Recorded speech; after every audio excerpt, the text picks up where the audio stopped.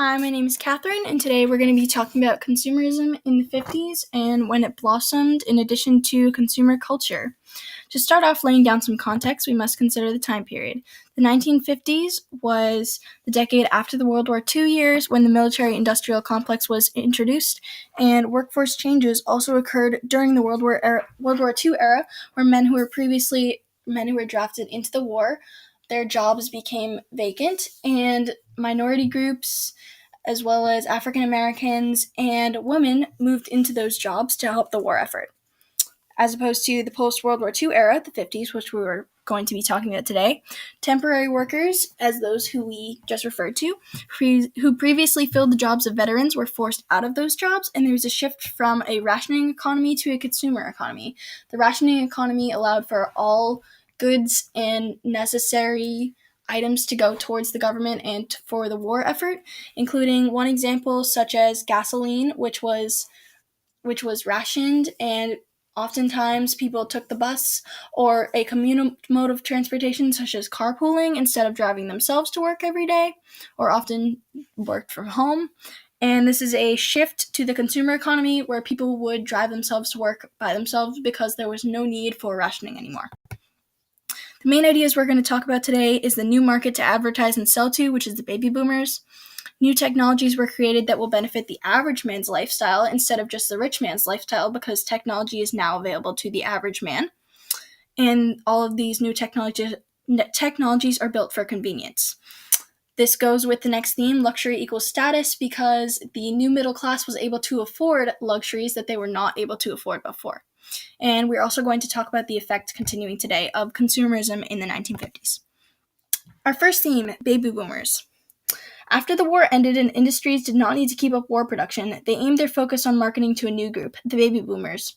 When the war ended, men who were returning from the war often sought out wives upon returning because they wanted to start their own families and live a traditional American lifestyle. They sought out the American dream, they being men ages 18 plus who were coming home from the war. Baby boomers created a new middle class that would consume more than any generation before it in America. The baby boomers were a group of children that came after the war ended, when men came home from the war, got married, and had children in a fairly quick manner. With this new generation created, there was a boost in industry needed to supply those new people's lifestyles. Two documents that coincide with this theme are the graph here, which shows a spike in birth rates that occurred during the late 1940s and early 1950s. Rapid birth inflation is shown in the graph, marked with the red piece of the graph from around 1945 to about 1964. This shows how from the World War II years to post-war, there was a rapid increase in childbirths in the United States. For evidence, we see that in 1947, the peak, there were over 26 births per 1,000 people in the United States, as opposed to before the war in 1939, when there were only 19 births per 1,000 people. And the second document that shows this is this famous picture known as the Kiss, which represents the baby boomers' parents and why the baby boom happened. This photograph is one of the most famous, taken for Life magazine on August 15, 1945, declared VJ Day, when the U.S. declared victory over Japan. This photograph was not staged, but taken spontaneously in the streets of NYC. Times Square. The man is a returning naval officer for the U.S. Navy, and the woman is a nurse. They presumably did not know each other before kissing one another, but they captured the spirit of the parents of the baby boomers. Our second theme is consumer culture and movement of the American dream. The American dream changed to a suburban lifestyle because suburbia became the new American dream as people moved out of cities into more rural areas, those moving being primarily white families in a phenomenon known as white flight. A good example of this is New York. Levittown, New York is the largest housing project in American history. Levittown was built on farmlands and included basic housing units that all looked similar or even identical, but were reasonably priced in order to house veterans and their families after the war. The builders profited well because they could build just about one house per day, and the houses were very cost-effective. Levittown perfectly represents the ideals of consumers in the 1950s because of the cookie-cutter style of houses. Every house was nearly identical for convenience, and because houses were mass-produced. This is represented in the song Little Boxes by Malvina Reynolds, which you might want to know because it has been on the AP exams in 2018 and 2019 in a multiple-choice format question, so you might just want to look up the lyrics and review that. It may or may not be on the exam again, but you might want to review it just to see the material. In the song, Malvina Reynolds refers to the houses as little boxes made out of ticky-tacky because they all look just the same. In response to white flight, or houses built like Levittown, whites moved out of cities and minorities moved in. An example of this is Harlem, New York, where once white families moved out because of a growing black population or African American population moving in. Cultural neighborhoods began to take shape during this time. This phenomenon was triggered far before and even dates back to American settlers who came in cultural groups. Think Puritans and Pilgrims and people who came separated by what they desired out of America and what freedoms they sought. This was on a city scale in the 1950s, where cultural groups went into cities and whites moved into the suburbs. A new idealism developed during the 1950s as well, with materialism and the desire for luxury. This led to new ways to shop, including shopping malls and big box department stores, such as Sears.